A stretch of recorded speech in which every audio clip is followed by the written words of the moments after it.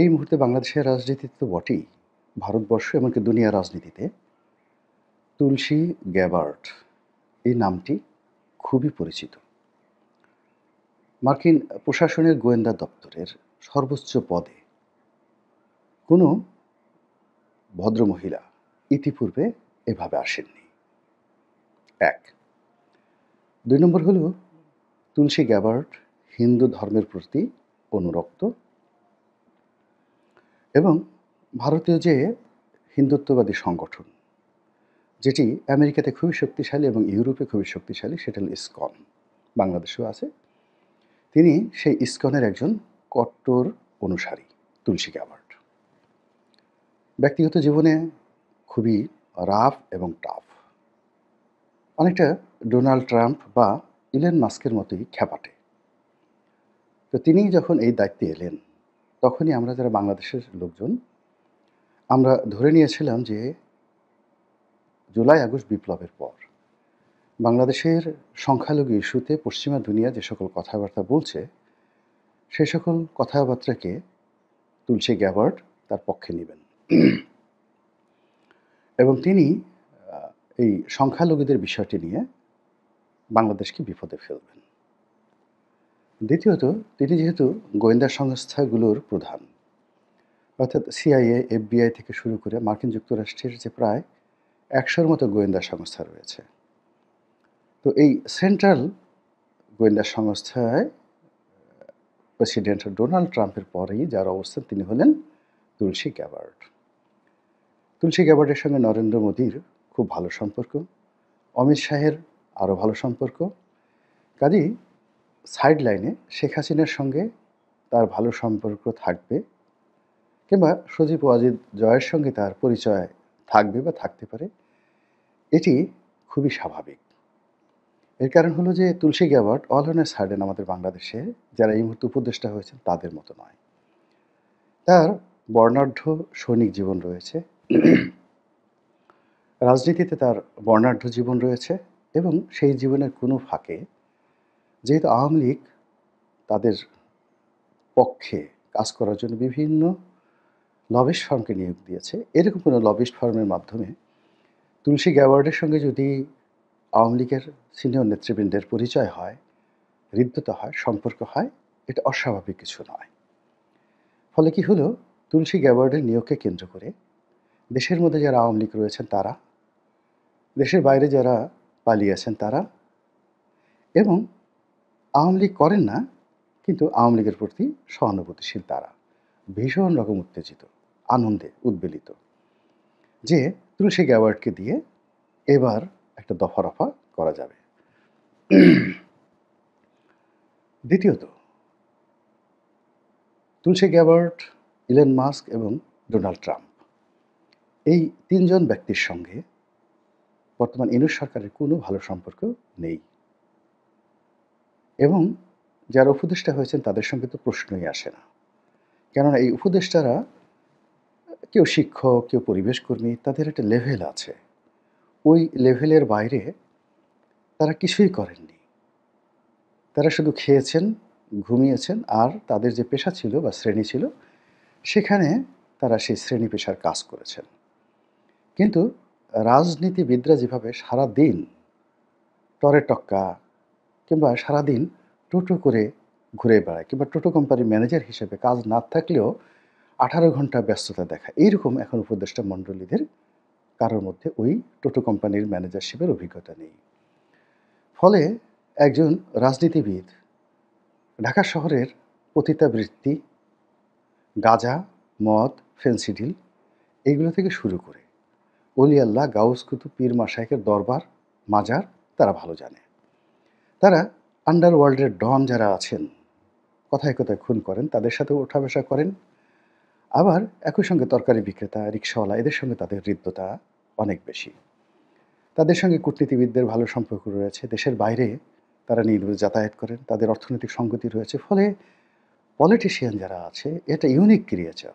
আওয়ামী লীগের যারা লোকজন রয়েছেন তাদের এই ক্যারিকেচার মোকাবেলা করার ক্ষমতা কেবলই মাত্র বাংলাদেশে বিএনপির আছে আর কিয়দাংশ জামাতের আছে। কিন্তু এখন ডক্টর মোহাম্মদ ইউনূস থেকে শুরু করে অন্য যারা আছেন তাদের আসলে এই যোগ্যতা ও অভিজ্ঞতা নেই।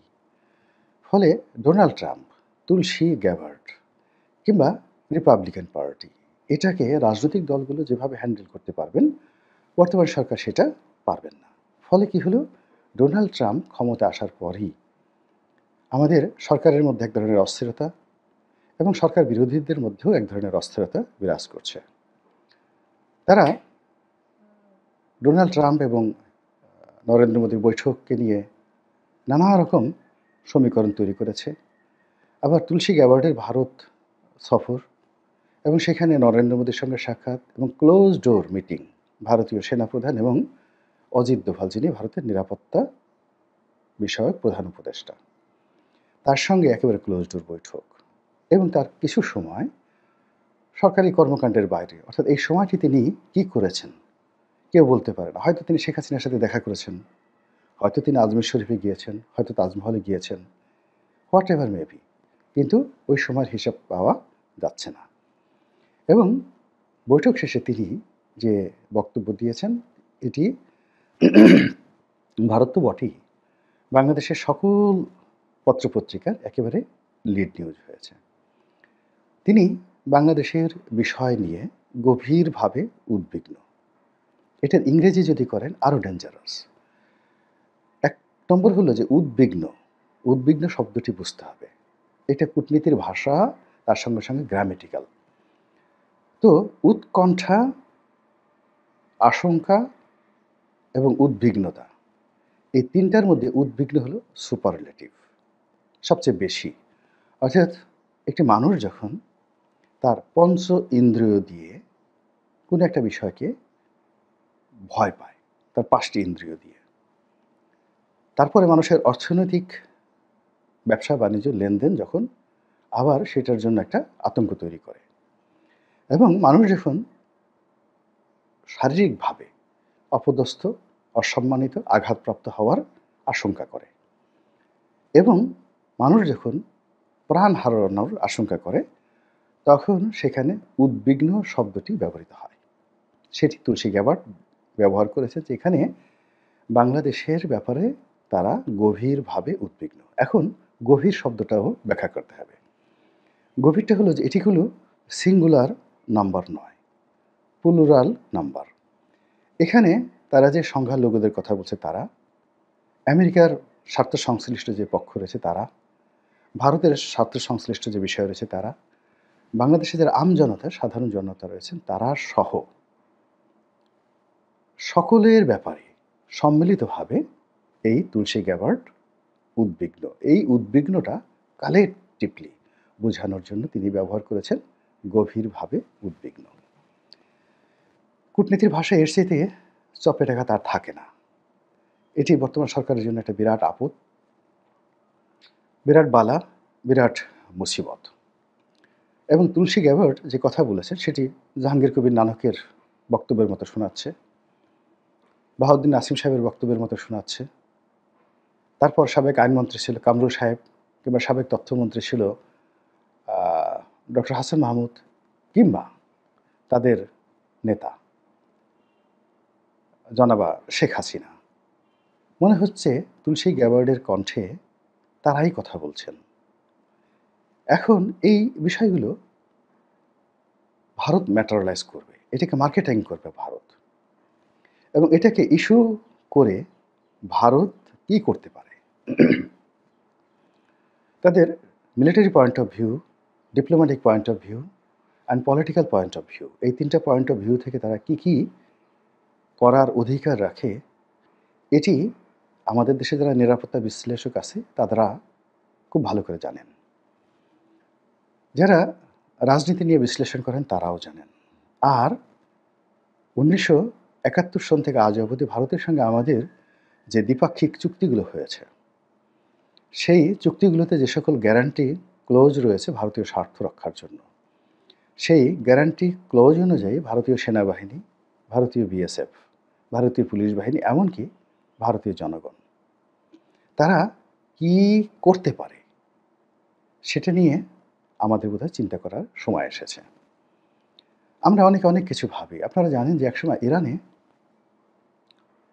হঠাৎ করে একটা বিপ্লব শুরু হয়ে গেল এবং বিপ্লবের মধ্যে রেজা শাহ পাহলভি ৫০-এর দশকে ইরান থেকে পালিয়ে গেলেন। পালিয়ে যাওয়ার পরে সেখানে একটা নির্বাচন হলো, পপুলার নির্বাচন, একেবারে ফ্রি ফেয়ার ইলেকশন। আমাদের বাংলাদেশে ধরুন ১৯৯১ সালে যেমন নির্বাচন হয়েছে, ৯৬ তে হয়েছে, ঐরকম ফ্রি ফেয়ার নির্বাচন হলো এবং সেই নির্বাচনে মিস্টার মোসাদ্দেক ইরানের প্রধানমন্ত্রী হিসেবে ক্ষমতা লাভ করলেন। কিন্তু পরিস্থিতি এমন একটা পর্যায়ে আমেরিকা নিয়ে গেল, মোসাদ্দেক ক্ষমতায় থাকতে পারলেন না এবং রেজা শাহ পাহলভি আবার ক্ষমতায় এলেন। এটি ৫০-এর দশক থেকে আবার তাকে অলমোস্ট প্রায় ২৭-২৮ বছর আবার তাকে ক্ষমতায় রেখেছিল। আয়াতুল্লাহ খমেনি এসে দ্বিতীয়বার তাকে পদচ্যুত করেন। এরকম অনেক ইতিহাস রয়েছে।